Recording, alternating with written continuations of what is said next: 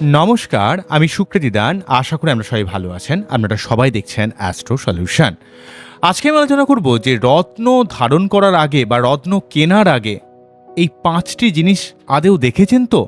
আপনি যে রত্নটা ধারণ করেছেন সেটা ফেক রত্ন নয় তো? কিভাবে চিনবেন যে অরিজিনাল রত্ন আর ফেক রত্ন?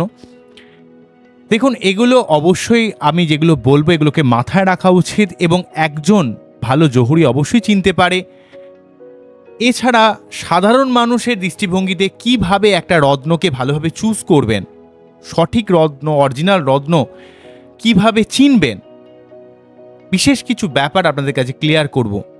এমন ভিডিও সচরাচর আপনারা শুনবেন না, কারণ আমি সুকৃতি দান সবসময় দায়িত্ব নিয়ে এমন কিছু ব্যাপার আপনাদের কাছে তুলে ধরার চেষ্টা করি যাতে আলটিমেটলি আপনারা যেন কোনো জায়গা থেকে না ঠকে যান, তার জন্য আপ্রাণ চেষ্টা করি। কেননা বিভিন্ন অনলাইন সাইটে ৫ টাকা ১০ টাকার বিনিময়ে বা কখনো কখনো দেখা যায় যে ৩০০-৪০০ টাকায় নীলা দিয়ে দিচ্ছে, পান্না দিয়ে দিচ্ছে, অনেক কিছু অ্যাড আমরা দেখি, যেগুলো দেখে আমরা অবশ্যই অনেক চমকিত হই বা খুব ভালো লাগে।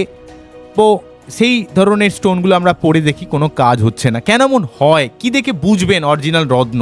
কম পয়সায় পেলেও সেগুলোকে কিভাবে আপনি জাস্টিফাই করবেন, এই নিয়ে আজকে ডিটেলসে আলোচনা করব।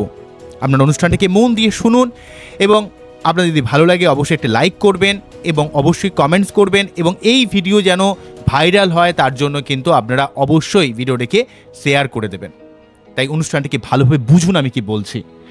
দেখুন, প্রথমেই বলবো যে রত্ন কেনা, দোকানদার তো বলবেই যে এটা 100% জেনুইন রত্ন, কিন্তু দোকানদার বললেই তো হবে না। দোকানদার বলতেই পারে যেটা তার 100% পারফেক্ট রত্ন, সেটা কিন্তু আপনাকে দেখে নিতে হবে। কিভাবে আপনারা দেখবেন? দেখুন, জেনারেলিভাবে একটা ভালো রত্ন যদি অরিজিনাল রত্ন হয় তার মধ্যে একটা চোখে নিলে বা হাতে নিলে একটা ঠান্ডা ফিল হয়, কিন্তু কাঁচ দিয়ে ফিল করা থাকলে বা কৃত্রিম রত্ন কিন্তু অতটা ঠান্ডা হয় না। এবারে দেখুন, এসিতে রেখে দেয় অনেক সময়, আমরা বুঝতে পারি না। তো সুতরাং এই টেস্টটা সবসময় অ্যাপ্লিকেবল হবে না জেনারেলভাবে। নেক্সট যেটা বলবো, আলোর টেস্ট। যে আলোর টেস্ট কি, মোবাইলের টর্চের মধ্যে যদি আমি রাখেন, দেখবেন ভেতরে একটা আসল যেটা পাথর হবে তার মধ্যে একটা আঁশের মতো থাকবে বা সিল্ক বা একটা দাগের মতো থাকবে, একটা ইনক্লুশন থাকবে, দাগ থাকবে। নকল হলে সবসময় একটা বুদবুদ, অর্থাৎ সবসময় একটা এয়ার বাবল থাকবে। ঠিক আছে, এয়ার বাবল থেকে আমরা দেখতে পারবো বা বুঝতে পারবো যে এটা অবশ্যই কিন্তু ফিল করা আছে এবং মোটেই এটা রত্ন নয়। ঠিক আছে, তবে কাঁচ দিয়ে জেনারেলিভাবে ফিল করলে আমরা গ্যাস বাবেল বা এয়ার বাবেল দেখতে পাই। তাই শুধুমাত্র বাবেল না থাকলেই যে সেটা আসল রত্ন তাও কিন্তু বলা যায় না, তবে অনেকটা বাবেল দিয়ে আমরা অনেকটা বুঝে নিতে পারি যে রত্নটা আসল কিনা। এবারে আসতে হচ্ছে সার্টিফিকেশনের জায়গায়। অনেক অনেক ক্ষেত্রে দেখতে পাওয়া যায় অনেক কম টাকায় অনেক সার্টিফিকেশন করে দেওয়া হয় এবং সেই সার্টিফিকেশনগুলো আমি কাউকে ইন্ডিকেট করতে চাই যে সার্টিফিকেশনগুলো যেন অবশ্যই একটু ভালো জায়গায় হয়। যেমন geological survey of India, GSI হোক, জিআইএ হোক, আইজিআই হোক, ঠিক আছে, একটু ভালো ভালো জায়গা থেকে সার্টিফিকেশান আপনাকে একটু দেখে নিতে হবে।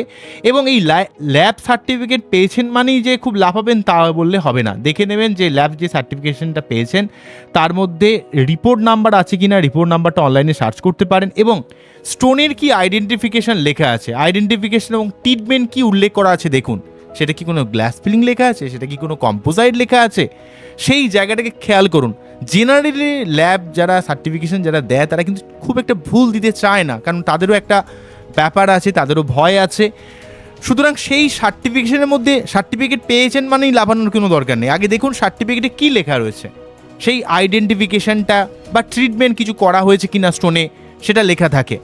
দেখবেন লেখা থাকে ন্যাচারাল ইনক্লুশন, হ্যাঁ, এগুলোকে লেখা থাকে। অর্থাৎ ন্যাচারালি কিছু স্টোনের মধ্যে যে দাগ থাকে সেই দাগটা রয়েছে কিনা, না সেটাকে হিটেড বা টিটেড করা আছে কিনা, এই কথাগুলো কি লেখা আছে ভালোভাবে খেয়াল করুন।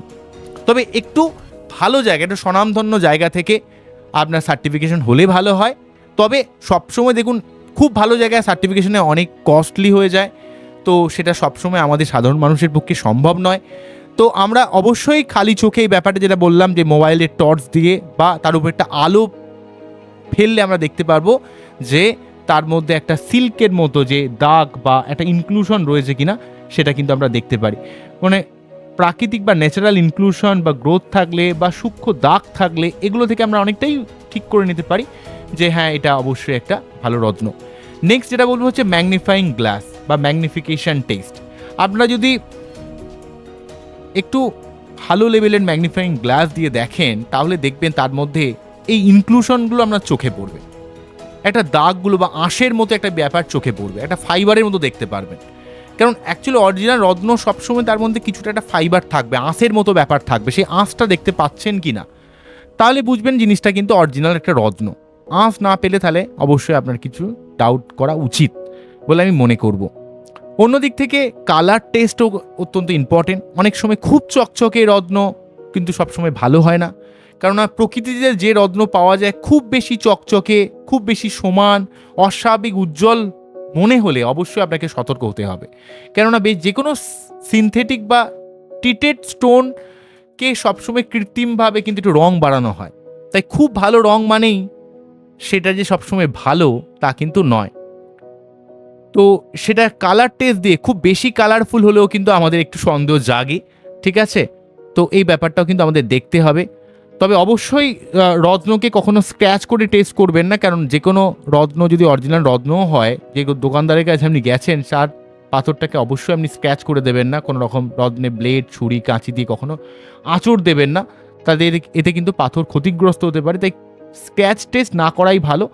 তবে আপনারা যে সার্টিফিকেশন রয়েছে সেই সার্টিফিকেশনে একটা রিফ্র্যাক্টিভ ইন্ডেক্স টেস্ট বলে একটা কথা হয়, কারণ ওর মধ্যে দিয়ে একটা রিফ্র্যাক্টোমিটার দিয়ে লাইট পাঠিয়ে তার অরিজিনাল কতটা রিফ্র্যাক্টিভ ইন্ডেক্স রয়েছে সেটা কিন্তু নির্ধারণ করা হয়। এক একটি রত্নের এক এক ধরনের রিফ্র্যাক্টিভ ইন্ডেক্স থাকে, সেই অনুযায়ী আমরা কিন্তু অনেকটা দেখা যেতে পারে, ঠিক আছে? তো এছাড়া ওয়েট বা ডেনসিটি টেস্ট, খুব যদি দেখেন যে রত্নটা একটু প্রয়োজনের তুলনায় বেশি ভারী বলে মনে হচ্ছে, ঠিক আছে, তাহলে বা আকারের তুলনায় একটু অস্বাভাবিক বলে মনে হচ্ছে আপনার, তো সেক্ষেত্রে বুঝবেন যে অবশ্যই তাতে একটু গ্লাস ফিল করা রয়েছে।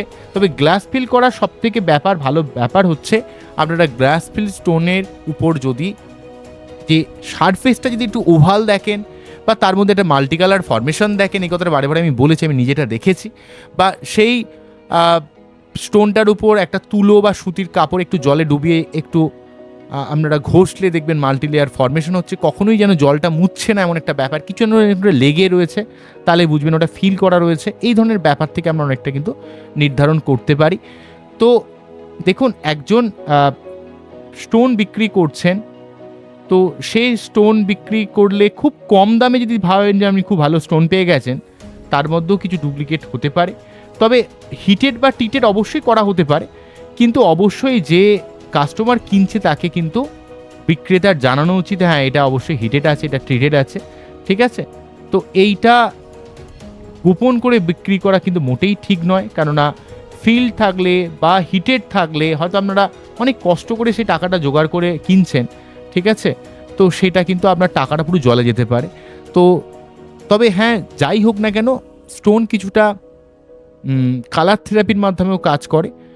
কেননা আমরা যেমন বলি যে যাদের খুব সূর্যদেবের অবস্থান বাচ্চাদের খুব খারাপ, তারা পিঙ্ক কালার বা একটু সোনালি বা হলুদ কালার ব্যবহার করতে পারেন, বা যাদের বাচ্চাটে শুক্র বা চন্দ্র খারাপ রয়েছে সাদা কালার ইউজ করতে পারেন। এইভাবে কিছুটা কালার থেরাপির মাধ্যমে কাজ করে, ঠিক আছে? তবে সার্টিফিকেটে একটু আপনারা ওজন, মাপ, রঙের বর্ণনাগুলো বা কি ইন্ডিকেট করছে সেটাকে একটু দেখে নিন, ঠিক আছে?